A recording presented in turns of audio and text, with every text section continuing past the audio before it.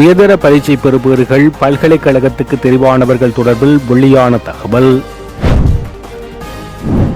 இன்று முதல் அதிகரிக்கப்படும் மின்சார கட்டணம். அரிசி தட்டுப்பாட்டை சமாளிக்க இறக்குமதி கிடைத்த அமைச்சரவை அனுமதி. ஈஸ்டர் தாக்குதல் விசாரணை தொடர்பில் அரசாங்கம் வெளியிட்ட தகவல். மட்டக்களப்பை உலுக்கிய கடத்தல் சம்பவம் பெண் வெளியிட்டுள்ள பகீர் தகவல்கள். இந்திய இழுவைப் படைகளின் அத்துமீறல்களை கடற்படையினர் கட்டுப்படுத்த தவறுகின்றனர். ரவிகரன்.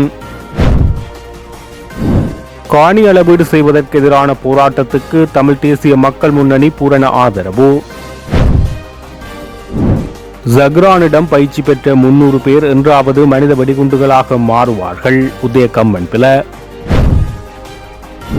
பயங்கரவாத சட்டவரைவு மனித உரிமை சீர்திருத்தத்தில் தயக்கம். சர்வதேச ஆய்வாளர் எச்சரிக்கை. தமிழரசு கட்சி என்பது அடக்குமுறையுடன் கூடிய கட்சி அல்ல, சுட்டிக்காட்டும் ஸ்ரீநேசன். மாதவம் சிகிச்சை நிலையத்தை ஒரு உத்தியோகபூர்வ நிறுவனமாக அங்கீகரிக்க தீர்மானம். தொடர்பான விரிவான செய்திகள். 2025ஆம் ஆண்டுக்கான கல்வி பொது தராதர உயர்தர பரீட்சையின் பெறுபவர்கள் நேற்று நள்ளிரவு வெளியாகியிருந்த நிலையில் பல்கலைக்கழகத்திற்கு விண்ணப்பிக்க தகுதி பெற்றவர்கள் தொடர்பில் தகவல் வெளியாகியுள்ளது. இதன்படி வெளியாகியுள்ள பெறுபேறுகளின் அடிப்படையில் 176,527 மாணவர்கள் பல்கலைக்கழகத்துக்கு விண்ணப்பிக்க தகுதி பெற்றுள்ளனர். மேலும் 11 மாணவர்களின் பெறுபேறுகள் இடைநிறுத்தி வைக்கப்பட்டுள்ளதாக பரீட்சைகள் திணைக்களம் அறிவித்துள்ளது. அத்துடன் வெளியாகியுள்ள பெறுபேறுகள் தொடர்பில் மீள் திருத்தம் செய்ய விரும்புபவர்கள் ஏப்ரல் மாதம் 6ஆம் திகதி முதல் 22ஆம் திகதி வரை விண்ணப்பிக்க முடியும் என அறிவிக்கப்பட்டுள்ளது. குறித்த மீள்திருத்த விண்ணப்பங்கள் இணைய வழியினூடாக சமர்ப்பிக்கப்பட வேண்டும். நாட்டில் இன்று முதல் மின்சார கட்டணங்களை அதிகரிப்பதற்கு இலங்கை பொது பயன்பாடுகள் ஆணைக்குழு அனுமதி வழங்கியுள்ளது. நாட்டில் இன்று முதல் மின்சார கட்டணங்களை அதிகரிப்பதற்கு இலங்கை பொது பயன்பாடுகள் ஆணைக்குழு அனுமதி வழங்கியுள்ளது. இதற்கமைய வீட்டுப் பாவனை, கைத்தொழில் மற்றும் அரச நிறுவனங்கள் உள்ளிட்ட அனைத்து துறைகளுக்கான கட்டணங்களும் வெவ்வேறு விகிதங்களில் அதிகரிக்கப்பட்டுள்ளன. குறைந்த மின்சாரத்தை பயன்படுத்தும் நுகர்வோர் முதல் அதிகப்படியான பாவனையாளர்கள் வரை அனைவருக்குமே இந்த கட்டண உயர்வு சுமையை ஏற்படுத்தியுள்ளது.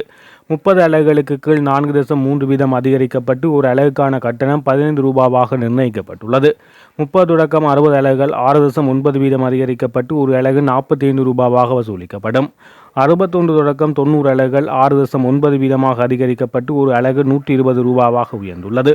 91 தொடக்கம் 180 அலகுகள் 7.2 வீத கட்டண உயர்வு நடைமுறைப்படுத்தப்பட்டுள்ளதுடன் இதற்கான கட்டணம் 420 ரூபாவாக நிர்ணயிக்கப்பட்டுள்ளது. 180 அலகுகளுக்கு மேல் ஆகக்கூடிய அளவாக 25 வீத கட்டண உயர்வு அறிவிக்கப்பட்டுள்ளது. ஈஸ்டர் தாக்குதல் தொடர்பான விசாரணைகள் சரியான திசையில் சென்று கொண்டிருக்கும் போது சில தனிநபர்களும் குழுக்களும் அதிருப்தி அடைவது ஆச்சரியமல்ல என்று அமைச்சர் நலிந்த ஜெயதிச தெரிவித்துள்ளார். அமைச்சரவை முடிவுகளை அறிவிப்பதற்காக நேற்று நடைபெற்ற ஊடக சந்திப்பில் அமைச்சர் இந்த விடயத்தை தெரிவித்துள்ளார். சில தரப்பினர் அதிருப்தியடைந்து பல்வேறு அறிக்கைகளை வெளியிட்டு புத்தகங்களை பிரசுரித்து வருவதுதான் ஈஸ்டர் தாக்குதல்கள் தொடர்பான விசாரணைகள் முறையாக நடாத்தப்படுகின்றன என்பதற்கு சிறந்த சான்று என அவர் சுட்டிக்காட்டியுள்ளார். குற்றப்புலனாய்வு திணைக்களத்தினால் கூட கண்டறியப்படாத தகவல்கள் யாரிடமாவது இருந்தால் சட்டத்தை மதிக்கும் ஒரு குடிமகனின் கடமை அந்த தகவலை சம்பந்தப்பட்ட புலனாய்வு அமைப்புகளுக்கு வழங்குவதே ஆகும் என அமைச்சர் வலியுறுத்தியுள்ளார்.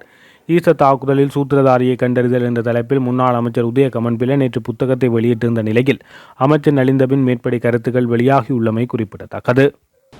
5 நாள் உத்தியபுர விஜயம் ஒன்றை மேற்கொண்டு ரஷ்ய பிரதி வெளிவிகார அமைச்சர் ஏண்ட்ரே ரோடோன்கோ நேற்று பிற்பகல் கட்டுநாயக்க விமான நிலையத்தை வந்தடைந்தார். அவருடன் ரஷ்ய வெளிவிவகார அமைச்சின் உயர் அதிகாரி ஒருவரும் தூதுக்குழுவினராக வருகை தந்துள்ளனர். இவர்கள் நேற்று மாலை 4:20 மணியளவில் இந்தியாவின் புதுடெல்லியில் AI 288 என்னும் இந்திய ரக விமானம் மூலம் கட்டுநாயக்க விமான நிலையத்தை வந்தடைந்தனர். துறைமுகம் மற்றும் சிவில் விமான சேவைகள் பிரதி அமைச்சர், பொறியியலாளர் ஜனிதருவன் குடித்துவக்கு மற்றும் இலங்கைக்கான ரஷ்ய தூதுவர் லெவன் ஜஹாரியன் உள்ளிட்ட குழுவினர் கட்டுநாயக்க விமான நிலையத்தில் அவரை வரவேற்றனர். மட்டக்களப்பில் நகைக்காக கடத்தப்பட்டு கொலை செய்யப்பட்ட சம்பவம் பெரும் பரபரப்பை ஏற்படுத்தியுள்ள நிலையில் அதில் பாதிக்கப்பட்ட பெண் ஒருவர் வாக்குமூலம் அளித்துள்ளார். இது குறித்து பேசியுள்ள அவர், நான் அன்றைய தினம் காலை 10:30 மணியளவில் மட்டக்களப்புக்கு செல்வதற்காக எனது குழந்தையுடன் பவுனதீவு சந்தி பேருந்து நிலையத்துக்கு சென்றேன். அங்கு ஒரு வயோதிப பெண்ணும் பேருந்துக்காக காத்திருந்தார். அப்போது அங்கு வந்த ஒரு முச்சக்கர வண்டி எங்களை எங்கே செல்ல வேண்டும் என கேட்டது.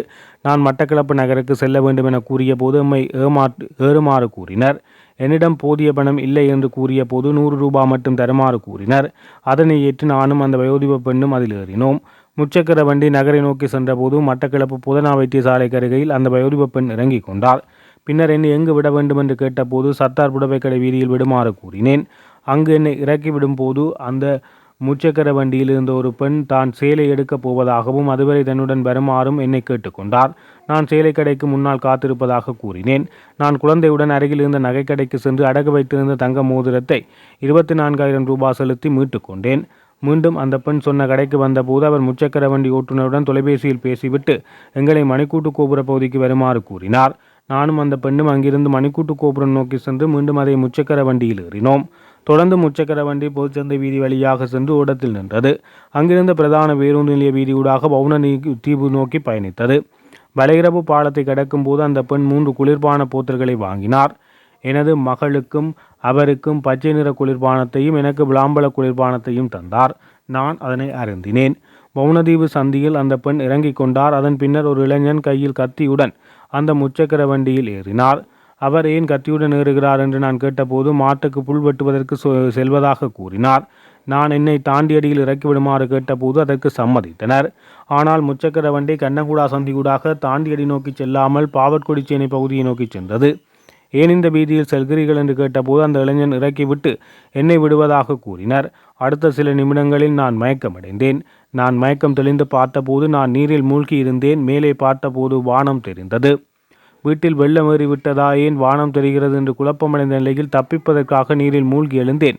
2-3 முறை நீரில் மூழ்கி எழுந்தபின் அம்மா அம்மா என்று எனது கணவரை பேரிட்டும் சத்தமிட்டேன். மீன்பிடிக்க சென்றவர் இவ்வளவு நேரமா என்ன செய்கிறீர்கள் என்று கத்தினேன். அதன் பின்னரே எனது பிள்ளையை தேடி அலறினேன். அப்போது யாரோ ஒரு சிலர் வந்து என் கையில் கயிற்றை கொடுத்து என்னை காப்பாற்றினார்கள் என தெரிவித்தார். முல்லைத்தீவு உட்பட வடபகுதி கடற்பரப்புகளில் அதிகரித்துள்ள இந்திய இழுவை படகுகளின் அத்துமீறல் செயற்பாடுகளை கடற்படையினர் கட்டுப்படுத்த தவறுவதாக குற்றம் சாட்டி வன்னி மாவட்ட பாராளுமன்ற உறுப்பினர் துரைராசா ரவிகரன் கடற்படையினரது கண்காணிப்பு கருவிகள் பழுதடைந்துள்ளனவா எனவும் கேள்வி எழுப்பியுள்ளார். இந்த நிலையில் இந்திய இழுவை படகுகளின் அத்துமீறல் தொடர்பாக தம்மால் கண்காணிக்கப்படுவதாகவும் அத்தகைய அத்துமீறல்களுக்கு எதிராக தம்மால் நடவடிக்கைகள் மேற்கொள்ளப்படுவதாகவும் கடற்படை அதிகாரி பதிலளித்துள்ளார். முல்லைத்தீவு மாவட்ட செயலகத்தில் நேற்று கடத்தொழில் அமைச்சரின் தலைமையில் இடம்பெற்ற சட்டவிரோத கடத்தொழில் செயற்பாடுகள் தொடர்பாக ஆராயும் விசேட கூட்டத்தில் குறித்த விடயம் பேசப்பட்டது. இதன்போது பாராளுமன்ற உறுப்பினர் ரவிகரன் மேலும் தெரிவிக்கையில் வடக்கு கடற்பரப்புகளில் இந்திய இழுவை படகுகளின் அத்துமீறல்கள் அதிகரித்துள்ளன. குறிப்பாக இந்திய இழுவை படகுகள் கடற்கரையை அண்மித்த பகுதிகளுக்கு வருகை தந்து அத்துமீறிய சட்டவிரோத கடத்தொழில் செயற்பாடுகளில் ஈடுபடுகின்றனர். எவ்வித தடையுமின்றி இந்திய இழுவை படகுகள் எமது கடற்கரையை அண்மித்து வருகை தந்து கடத்தொழில் செயற்பாடுகளில் ஈடுபடும் வரையில் கடற்படையினர் என்ன பார்த்து கொண்டிருக்கிறார்கள்? இவ்வாறு அத்துமீறி எமது கடற்பரப்புக்குள் நுழைந்து எமது மீனவர்களின் வாழ்வாதார வளங்களை அளிக்கின்ற செயற்பாடுகளில் ஈடுபடும் இந்திய இழுவை படகுகளை கடற்படையினர் கட்டுப்படுத்த தவறுகின்றனர். இது எமக்கு பல்வேறு சந்தேகங்களை ஏற்படுத்துவதாக அமைகிறது. அத்துமீறி எமது கடற்பரப்புக்குள் உள்நுழையும் இந்திய இழுவை படகுகளை கடற்படையினருக்கு தெரிவதில்லையா? அல்லது அத்துமீறி எல்லை தாண்டி எமது நாட்டு கடற்பரப்பினுக்குள் சட்டவிரோதமாக உள்நுழைபவர்களை கண்காணிப்பதற்காக பயன்படுத்தப்படுகின்ற கடற்படையினரிடம் உள்ள கருவிகள் பழுதடைந்துள்ளனவா? அவ்வாறு கடற்படையினரிடம் கண்காணிப்பு கருவிகள் பழுதடைந்திருந்தால் அதனை வெளிப்படுத்துங்கள். நாம் ஜனாதிபதியுடன் பேசி புதிய கண்காணிப்பு கருவிகளை பெற்றுக் கொடுப்பதற்கு நடவடிக்கை மேற்கொள்வோம் என பாராளுமன்ற உறுப்பினர் தெரிவித்தார். இதன்போது கடற்படை அதிகாரி பதிலளிக்கையில் இந்திய இழுவை படைகளின் அத்துமீறல் தொடர்பாக 24 மணித்தியாலங்களும் கடற்படையினர் கண்காணிப்புகளில் ஈடுபடுவதாக தெரிவித்தார். அவ்வாறு அத்துமீறி எல்லை தாண்டி வரும் இந்திய மீனவர்கள் கடற்படையினர் ரேடார் கருவிகள் மூலம் கண்காணித்து அவர்களுக்கு உரிய சட்ட நடவடிக்கைகள் மேற்கொண்டு வருவதாக கடற்படை அதிகாரியினால் இதன்போது பதிலளிக்கப்பட்டது. இந்திய இழுவை படகுகளின் அத்துமுறைகளை கடற்படையினர் கட்டுப்படுத்த தவறுகின்றனர். முல்லைத்தீவு உட்பட வடபகுதி கடற்பரப்புகளில் அதிகரித்துள்ள இந்திய இழுவை படகுகளின் அத்துமுறல் செயற்பாடுகளை கடற்படையினர் கட்டுப்படுத்த தவறுவதாக குற்றம் சாட்டிய துரைராசா ரவிகரன் கடற்படையினரது கண்காணிப்பு கருவிகள் பழுதடைந்துள்ளதா என மீண்டும் கேள்வி எழுப்பினார். இந்த நிலையில் கடற்படை அதிகாரி இதற்கு பதிலளித்தார். இதன்போது பாராளுமன்ற உறுப்பினர் ரவிகரன் கருத்து தெரிவிக்கையில் தடையுமின்றி இந்திய இழுவை படகுகள் எமது கடற்கரை அண்மித்து வருகை தந்து கடற்தொழில் செயற்பாடுகளில் ஈடுபடும் வரை கடற்படையினர் என்ன பார்த்து கொண்டிருக்கிறீர்கள் என கேள்வி எழுப்பினார். தமிழ் மக்களுக்கு சொந்தமான காணிகளை அவர்களது விருப்பத்திற்கு மாறாக அளவீடு செய்து சுவீகரிக்கும் நோக்கில் எதிர்வரும் 2ஆம் தேதியன்று முகாமில் பகுதியில் நடைபெறவுள்ள அளவீட்டுக்கு எதிராக காணி உரிமையாளர்கள் போராட தீர்மானித்துள்ளனர். கிளிநொச்சி மாவட்டம் பச்சிலைப்பள்ளி பிரதேச செயலாளர் பிரிவில் முகாவில் பகுதியில் உள்ள தமிழ் மக்களது காணிகளை ஆக்கிரமித்து கடந்த 17 வருடங்களாக நிலை கொண்டுள்ள ஸ்ரீலங்கா இராணுவத்தினர் 4வது பட்டாலியன் மின் மற்றும் இயந்திரவியல் பகுதி படைகளுக்காக காணி வழங்கும் நோக்கில் தமிழ் மக்களுக்கு சொந்தமான காணிகளை அவர்களது விருப்பத்துக்கு மாறாக அளவீடு செய்து சுவீகரிக்கும் நோக்கில் எதிர்வரும் 2ஆம் தேதியன்று முகாவில் பகுதியில் நடைபெறவுள்ள அளவீட்டுக்கு எதிராக காணி உரிமையாளர்கள் போராட தீர்மானித்துள்ளனர். அவர்கள் முன்னெடுக்கும் போராட்டத்துக்கு தமிழ் தேசிய மக்கள் முன்னணி பூரண ஆதரவை தெரிவித்துக் கொள்வதுடன் அனைத்து சமூக ஆர்வலர்களையும் கலந்து கொள்ளுமாறு கேட்டுக்கொள்வதாக தமிழ் தேசிய மக்கள் முன்னணி தெரிவித்துள்ளது. இன அழிப்பு இராணுவ படையணிக்கு ஒரு அங்குல காணியும் வழங்க முடியாது. இன அழிப்பு செய்த படைகள் எவ்வித பொறுப்பு கூறலும் இந்திய மத மண்ணில் நிலை கொள்ள அனுமதிக்க முடியாது. அவர்கள் முழுமையாக வெளியேற வேண்டும் என குறிப்பிடப்பட்டுள்ளது. சாரா இந்தியாவுக்கு செல்லவில்லை, உலகத்தை விட்டே சென்று விட்டால் சக்ரானை தவிர பிரிதொருவர் பிரதான சூத்திரதாரி என்று குறிப்பிடுபவர்கள் என்னுடன் பகிரங்க விவாதத்தில் ஈடுபடலாம் என பவித்ர உரிமை அமைப்பின் தலைவர் உதய கமன்பில தெரிவித்தார்.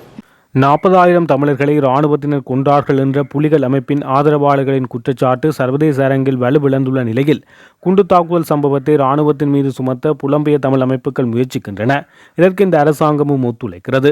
சக்ரானிடம் பயிற்சி பெற்ற 300 பேர் தற்போதும் சமூகத்தில் சுதந்திரமாக உள்ளார்கள். மனித தற்கொலை குண்டுதாரிகள் சுதந்திரமாக நடமாடுகிறார்கள்.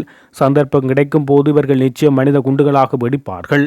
இவர்களுக்கு புனர்வாழ்வு அளிப்பதற்கு அரசாங்கம் எவ்வித நடவடிக்கையும் எடுக்கவில்லை என குறிப்பிட்டுள்ளார். கொழும்பு சம்புத ஜெயந்தி மண்டபத்தில் செவ்வாய்க்கிழமை இடம்பெற்ற உயிர்த்த ஞாயிறு குண்டு தாக்குதல் சம்பவத்தின் பிரதான சூத்திரதாரியை தேடி செல்லல் என்ற நூல் வெளியீட்டில் உரையாற்றும் போது அவர் இவ்வாறு தெரிவித்தார். இலங்கையானது 1971 மற்றும் 87ஆம் ஆண்டுகளில் பயங்கரவாதத்துக்கும் 83 முதல் 2009ஆம் ஆண்டு வரை பிரிவினைவாத பயங்கரவாதத்துக்கும் 2009ஆம் ஆண்டு இஸ்லாமிய பயங்கரவாதத்துக்கும் முகம் கொடுத்துள்ளது. இந்த தாக்குதல்களால் அப்பாவி மக்கள் படுகொலை செய்யப்பட்டார்கள். 2019-4-21ஆம் ஆண்டு அன்று இஸ்லாமிய அடிப்படைவாதிகளால் நடாத்தப்பட்ட உயிர்த்த ஞாயிறு குண்டு தாக்குதல்கள் சம்பவம் பற்றி இன்றளவிலும் பேசப்படுகிறது. பிரதான சூத்திரதாரி யார் என்பது புரியாத புதிராகவே காணப்படுகிறது. குண்டு தாக்குதல்கள் பற்றி விசாரணைகளை மேற்கொண்ட ஜனாதிபதி விசாரணை ஆணைக்குழுவின் பாராளுமன்ற தெரிவுக்குழுக்கள் மற்றும் அமெரிக்காவின் FBI அறிக்கை ஆகியவற்றை முழுமையாக ஆராய்ந்து இந்த புத்தகத்தை படைத்துள்ளேன்.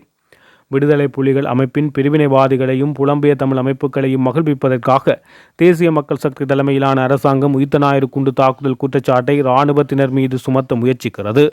இராணுவத்தினர் 40,000 தமிழர்களை படுகொலை செய்தார்கள் என்று புலிகள் அமைப்பின் ஆதரவாளர்கள் முன்வைத்த குற்றச்சாட்டு சர்வதேச சட்டத்தில் வலுவிழந்துள்ள நிலையில் இந்த குண்டு தாக்குதல் ஊடாக இராணுவத்தினரை பழிவாங்க முயற்சிக்கின்றனர். ஏனெனில் இராணுவத்தில் பெரும்பான்மையான சிங்களவர்களே உள்ளார்கள். எமது இராணுவத்தினர் பழிவாங்கப்படக்கூடாது என்பதற்காகவே இந்த பணியை நான் பொறுப்பேற்றேன் என தெரிவித்தார். அரசாங்கத்தினால் முன்மொழியப்பட்டிருக்கும் பயங்கரவாதத்திலிருந்து அரசை பாதுகாக்கும் சட்ட வரைவானது இலங்கைக்கு நீண்டகால அடிப்படையிலான அரசியல் மற்றும் பொருளாதார ரீதியிலான பின்விளைவுகளை ஏற்படுத்தக்கூடும் என்று நெதர்லாந்தின் DMC அலேர் நிலையத்தின் ஆய்வாளர் நிக்கி சியாம்பாகோ எச்சரித்துள்ளார். தற்போது நடைமுறையில் உள்ள 1979ஆம் ஆண்டின் 48ஆம் இலக்க பயங்கரவாத தடைச் சட்டத்தை பதிலீடு செய்யும் வகையில் அரசாங்கத்தினால் புதிதாக வெளியிடப்பட்ட பயங்கரவாதத்திலிருந்து அரசை பாதுகாக்கும் சட்ட வரைவு சர்வதேச நியமங்களுக்கு ஏற்றவாறு அமையவில்லை என ஐக்கிய நாடுகள் மனித உரிமை பேரவையின் விசேட அறிக்கையாளர் தேசிய மற்றும் சர்வதேச மட்டத்தில் இயங்கி வரும் மனித உரிமைகள் அமைப்புகளின் பிரதிநிதிகள் மற்றும் சிவில் சமூக செயற்பாட்டாளர்கள் என பல்வேறு தரப்பினரும் தீவிர கரிசனைகளை வெளிப்படுத்தியிருந்தனர்.